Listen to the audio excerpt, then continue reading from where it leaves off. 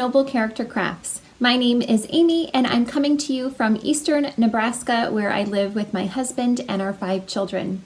Today is Tuesday, February 8th, 2022.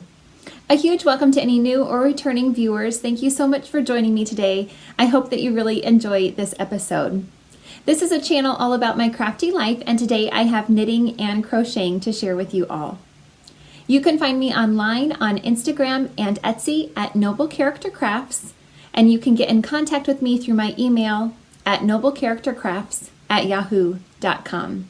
I will have links to the places that you can find me in the description box below, as well as the show notes for this episode.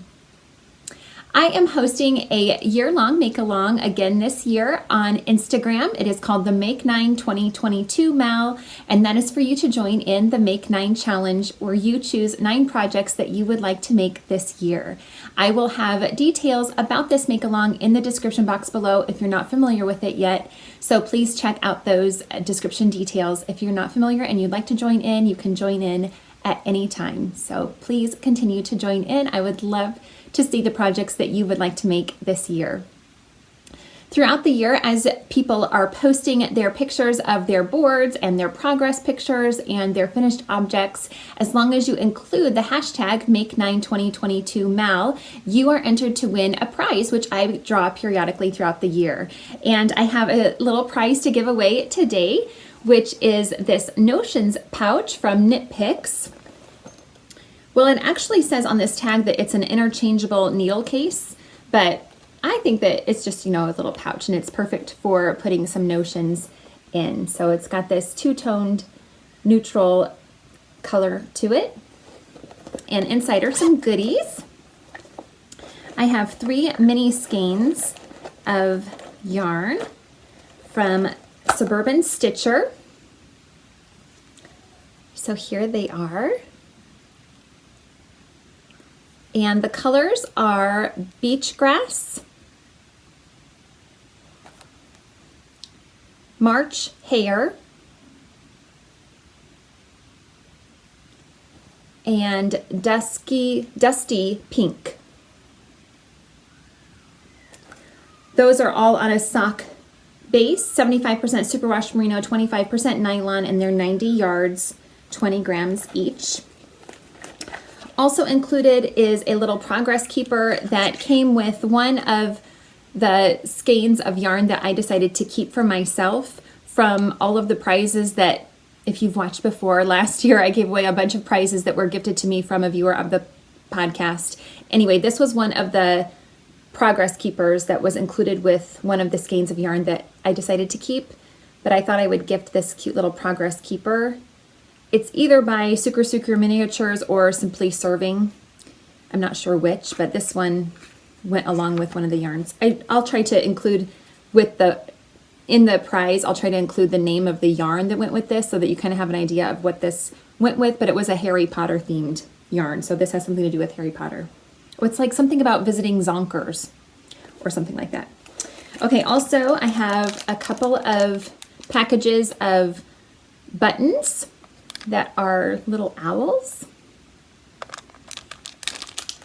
and some tags that say handmade with love for you to sew on any garments or really anything that you make, maybe a hat or something that'd be cute on a little hat.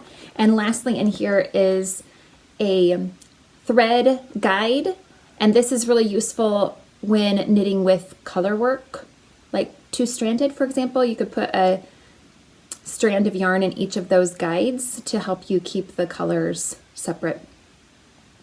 So those are all the little goodies included in this Notions pouch, and the winner of this prize is on Instagram Rome_Raven, and her name is Mona Lee. So congratulations to you, Mona. I hope that you will enjoy this little prize package. If you can get in contact with me either through Instagram or through my email and let me know your full name and mailing address, and I will be happy to get this off in the mail to you as soon as possible. So thank you so much for joining in the Make 9 2022 Mal. I have a couple of finished objects to share with you all today. The first is this gorgeous pair of socks that I was able to finish. This pattern is the 24 Days Socks by Emma of Potter and Bloom. And I knit these out of the leftovers that I had from the Advent swap that I sent to Emma. So I sent her these colors along with a few others that I didn't have enough left over of for her Advent calendar. And the leftovers that I had from what I sent to her, I used those to make these socks. So these are knit from the cuff down. They are a 64 stitch count pattern, and I did a 1x1 twisted ribbing for I think 15 rounds. I used US 1 2.25 millimeter needles, and then I just went into the pattern right away, as you know, following the pattern exactly, and knit through 19 color stripes, which is what I had left over for my own use.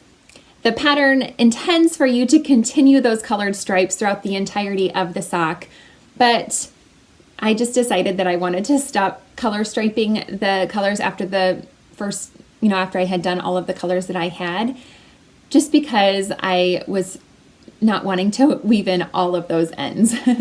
So I just decided it would be cool just to have the color stripes up through, up on the leg here. And then I really loved the texture that the pattern gave, though. It has some purl ridges in it, and hopefully you can see that. I continued the purl ridges per the pattern. So the pattern also has some slip stitches in it, which I did not continue, but I did continue the purl ridges according to the pattern. The main color that I used is Knit Picks Stroll in the Midnight Heather colorway, which is a fingering weight, 75% superwash merino, 25% nylon base. And it has a slip stitch heel flap and gusset.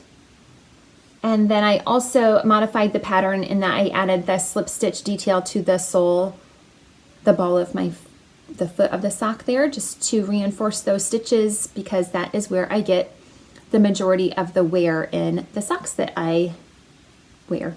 I just wear through, I get a hole in that part of my sock most quickly. And so I have started adding that in, like, as I mentioned last time, I've been doing that for over a year now, and it has proved to be really effective. So, and then I just did, the rounded toe and Kitchener the toes, and I'm so happy with these. I think they're super cool looking, and I love this pattern, and I'm definitely I've already got yarn picked out to knit this pattern again, but in a self-striping yarn, so that alternated with a solid yarn, so that I don't have to worry about weaving in so many ends. So I absolutely highly recommend this pattern, and if you're not intimidated by weaving in lots of ends, then you can definitely make an amazingly gorgeous pair of socks using this pattern. But also Emma made a pair of socks using this pattern using a variegated yarn instead of striping in different colors, and that was super cool looking as well. And then I just want to try it with some self-striping yarn to see how that will look as well. So I'm excited to try that. I'm not sure when I'll cast those on, but it's in the lineup.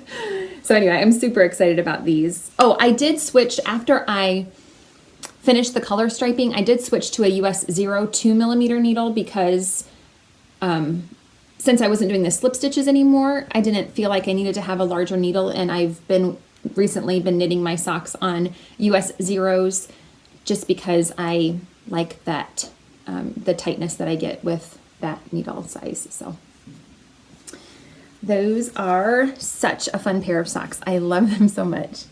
Okay, I finished a couple more dishcloths.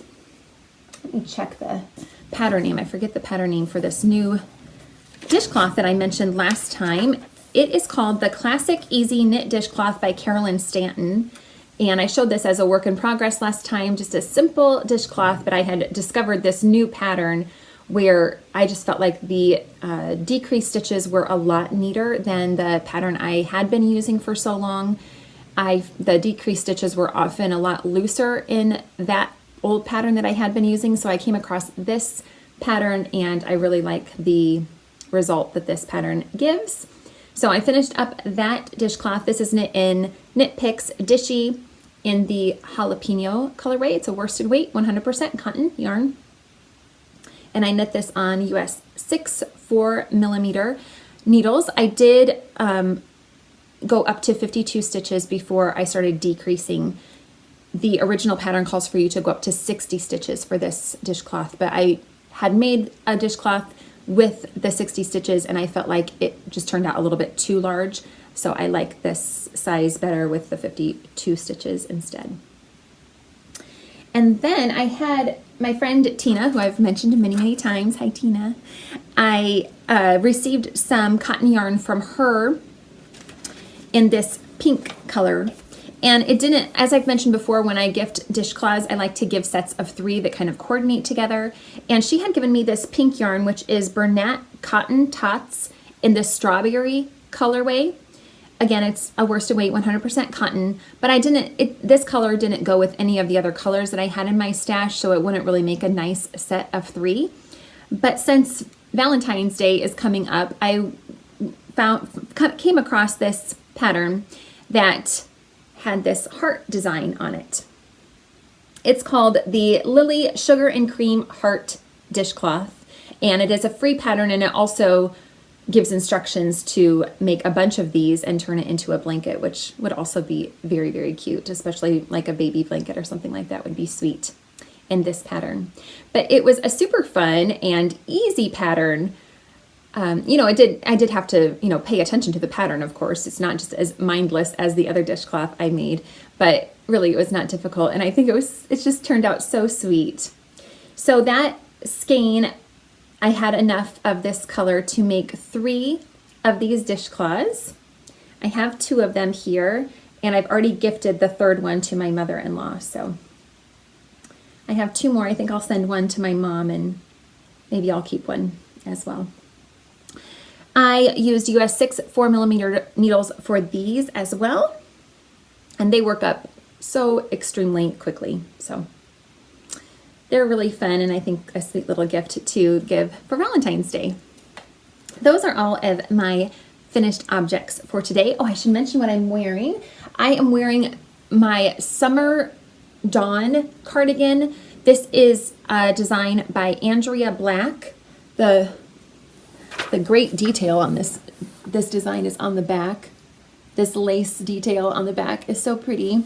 I really like this cardigan. It's knit in fingering weight yarn in Hue Loco in the I Can't Even colorway. I knit this quite a while ago. Let me look. I think I have it here. I knit this back in 2019, but I love it. It is so lightweight that it's not, it's not too warm. I can wear it even into the warmer months, and today is actually a bit warmer here, so it's comfortable to wear it today. All right, on to my works in progress. My first one is being held in this lovely Anne of Green Gables themed bag from Longview Creations.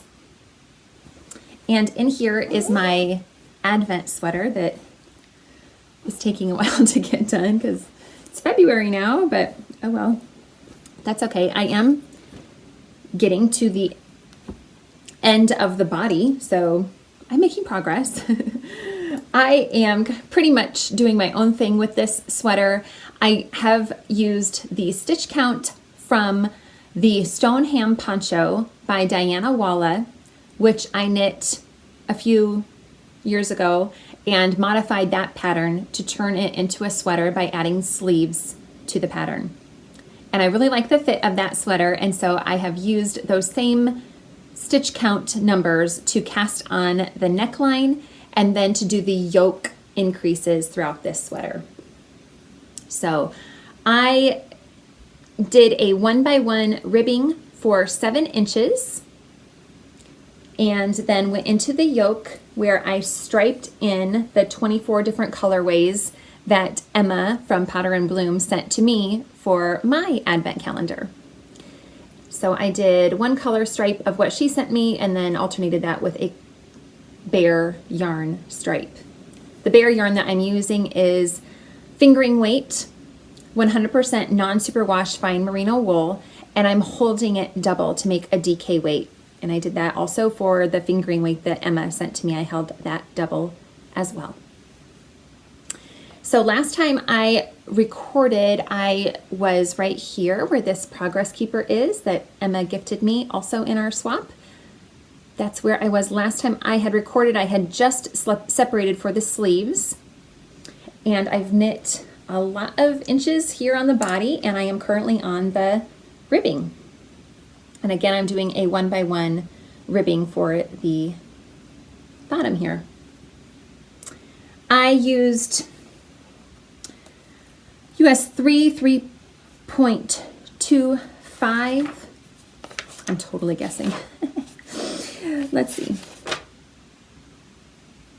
3.25, is that what I just said? Yes, US 3.25 millimeter needles for the ribbing, and then for the body I used US 5 3.75 millimeter needles, and I kept those, the US 5s for the bottom ribbing, just because I didn't want it to cinch in at all at the waistline.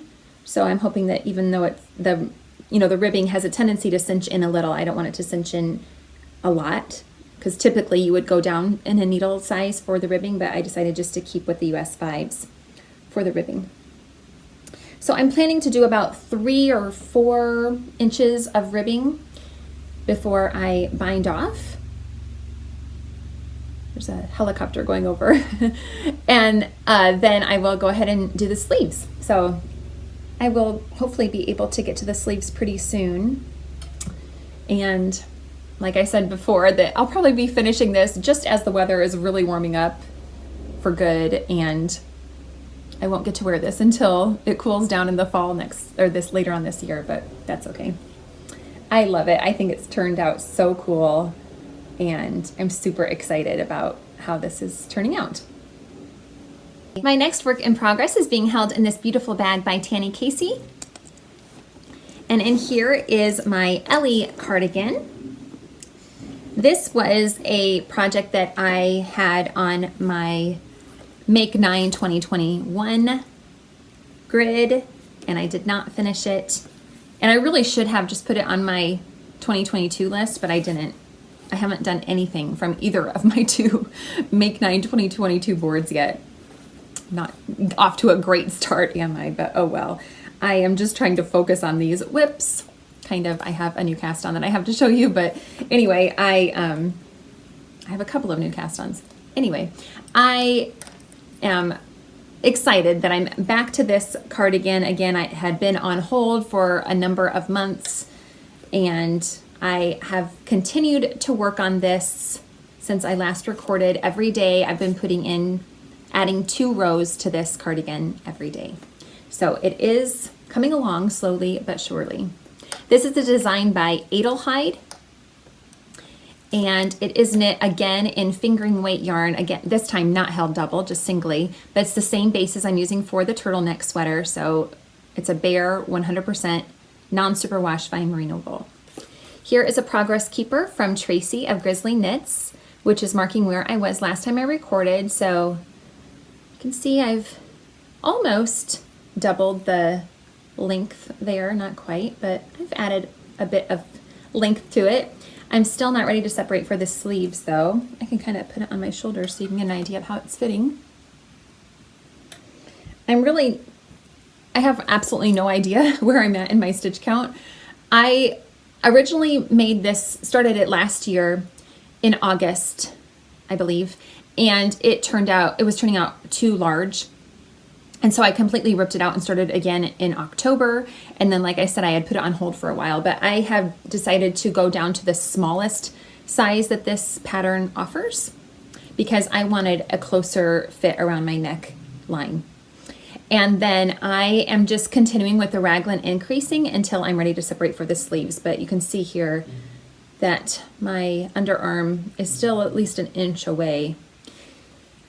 So I'm just going to continue doing the raglan increases until it is to the right spot where I want to separate for the sleeves, and then I'm just going to have to adjust the stitch count for the sleeves and everything. I think I'll count up my stitches and compare it to the pattern and see if there's a size that is comparable to my stitch count and kind of go from there, but I'll just see. So isn't this lace work so pretty? And I'm adding beading to the pattern. So that is so, I just enjoy, and I am enjoying that so much. I really enjoy the bead rows, even though it's a little bit more time consuming. I just love that process of adding in the beading. I think it's so much fun. It makes such an elegant looking cardigan, I think. So I'm really excited about the fit of this so far and how it's fitting around the neckline. It's so comfortable. And it's so pretty, isn't it? I'm excited about it. So it's coming along really well.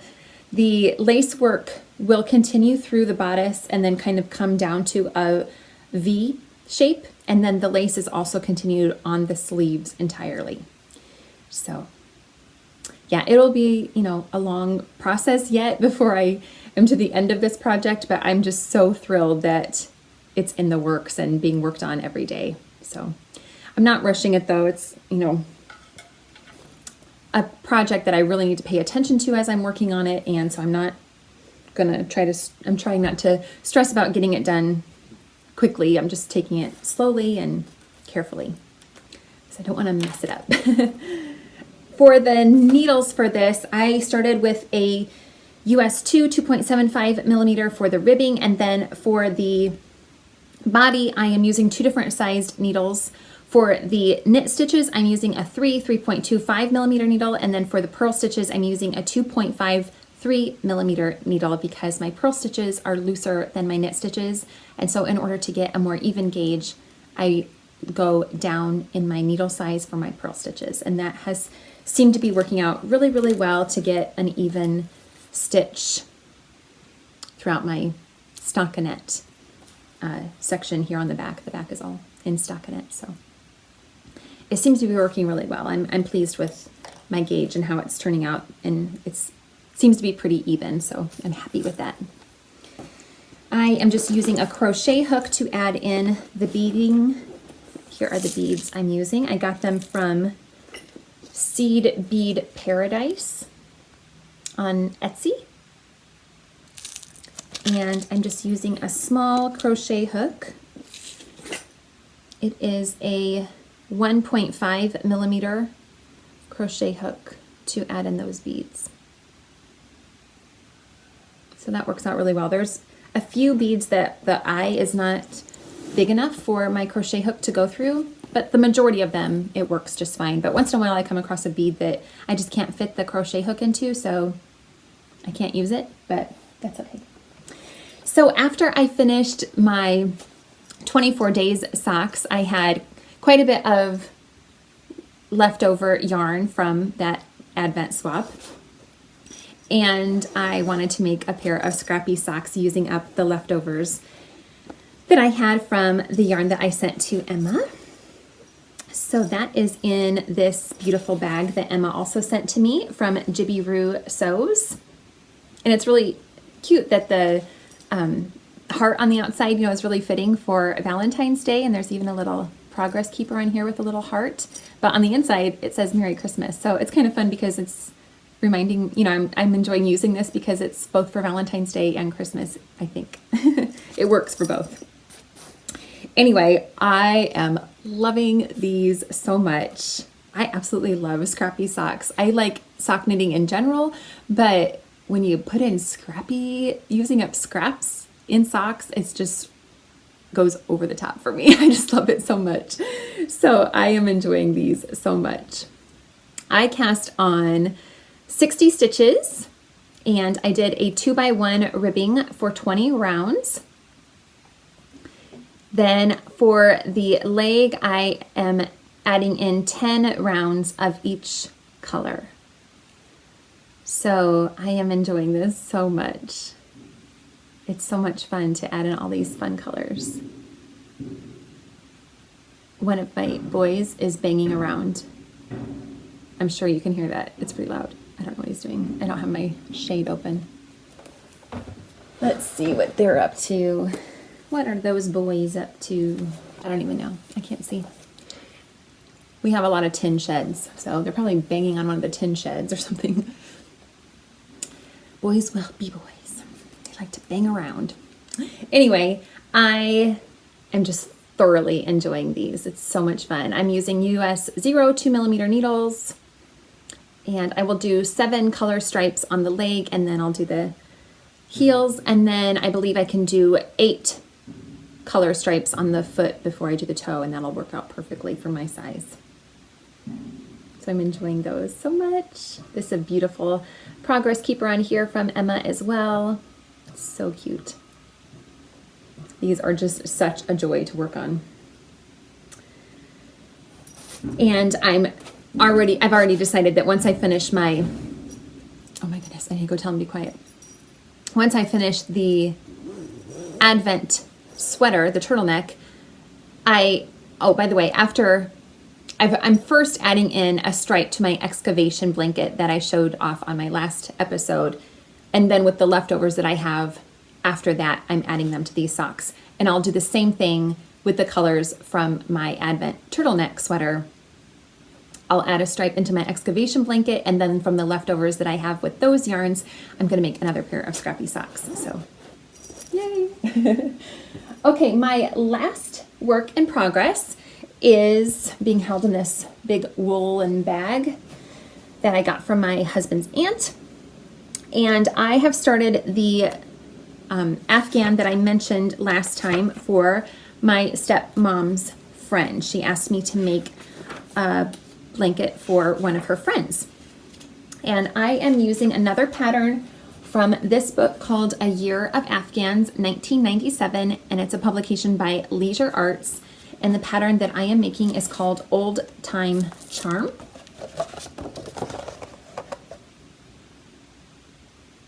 This is made, the pattern calls for you to make the 70 different squares and then to stitch them together using a whip stitch. But I like doing the join as you go method. That's my favorite way to join Afghans that are made in pieces. So I started making a strip. So the blanket calls for you to make the blanket will be 7 blocks by 10 blocks. So it calls for you to make 10 strips of 7 blocks and then piece those together. I don't know if that makes sense, but anyway, I started doing the first strip here and using the join as you go method to join the squares on the last round. But I had never had this before in using the join as you go method, that it wasn't laying well at all. Can you see how wonky it is? Okay, I need to go tell them to be quiet. Okay, yes, they were turning our grain bin into a gigantic drum. I told them to be quiet. Are they going to stop banging? Was that just like a final crescendo, a finale of their percussion section? Hopefully. Anyway, I was really not happy with how these were laying. I'd never had that before using the join as you go method.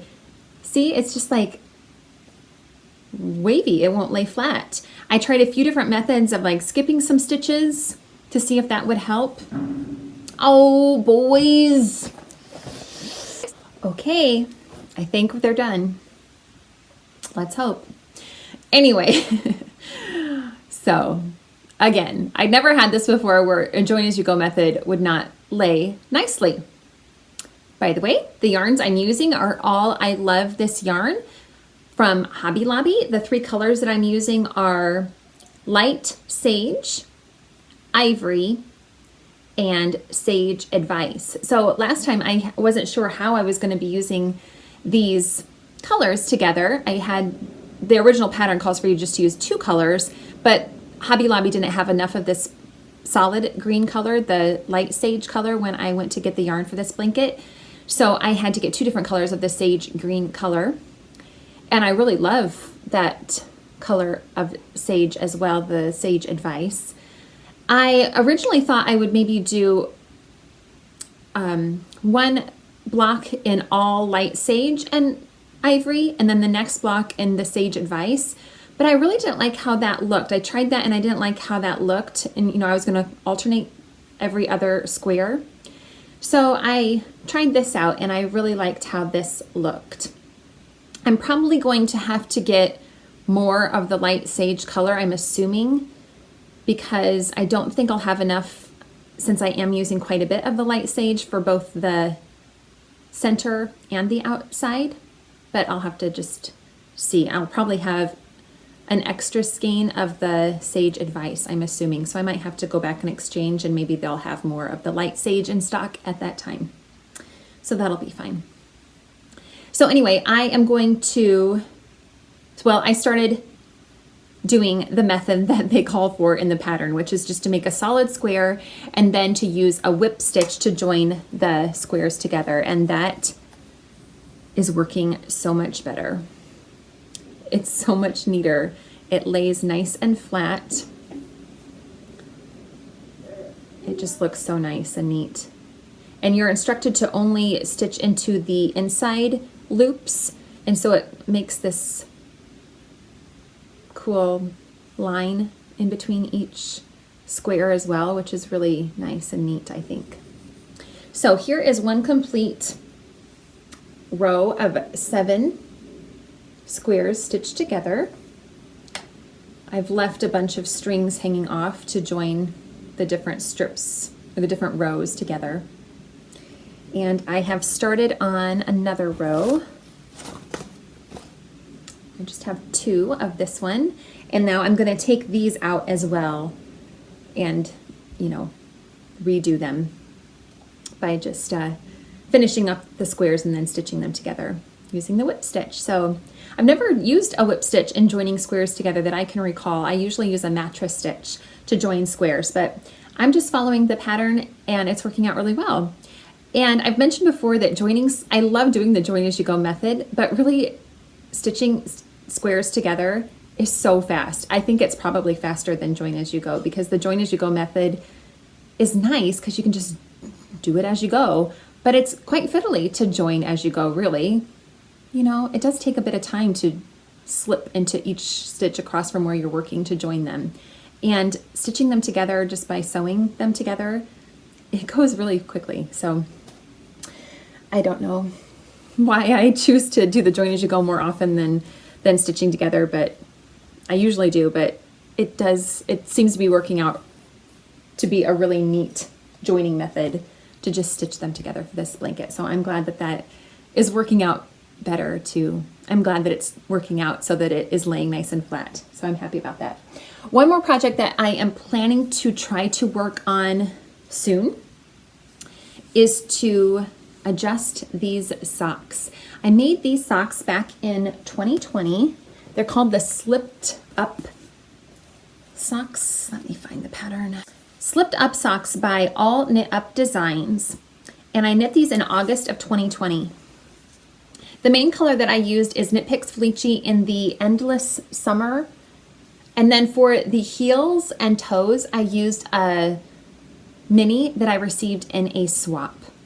It was from Stranded Dye Works, but I'm thinking that it must not have had any nylon in it, because if you look at this, the Knit Picks Fleechy is holding up beautifully, but the other yarn is wearing out so thin, and I never wear out in my heels. My socks never wear out in the heels or the toes. And you can just see, I mean, you can see right through that how thin it is. So I really want to replace the heels and toes in these socks because look at that. Ooh, it's bad. This yarn, you know, it has tons of wear left in it. It's so nice and thick and squishy. And so I just hate to throw these out already. I mean, it has been a year and a half, but they have so much more life in them. And so I am hoping to make this, add in an afterthought heel. I've never done that before with, you know, this is a slip stitch heel flap. So I'm not sure how that will work, but I'm hoping to try it. If you all have any advice for me on what I should do to make that work, or if it's possible or if it's not possible, just let me know if you have any experience with trying to replace slip stitch heel flap, and after, you know, in this way, if you've ever tried to do something like this. So I'm planning, my thought is that I want to just pick up all of these stitches and knit something like the umbrella heel that I've used by Kay Jones. I won't follow it exactly because the stitch count is going to be a lot different, and I'm going to need to decrease a lot faster than I normally would, I think, since there's going to be a lot more stitches because of the gusset increases. But I want to do something along those lines to try to get a good fit for a heel. I think it'll work, but I'm not sure. The toe, I have no worries about the toe because that will be easy to just replace the yarn in the toe. But I'm not quite sure about that heel. So if you have any advice for me, I would really appreciate that. But I'm hoping to try to replace those heels soon. So I'd love any advice if you have any for me. I think that is all that I have to share with you all today. So I really appreciate you joining me today. I hope that you enjoyed this episode. If you did, please feel free to leave a thumbs up and subscribe to this channel if you haven't already. I would appreciate that so much. I hope you all are doing really well. Thanks again for joining me. Bye-bye.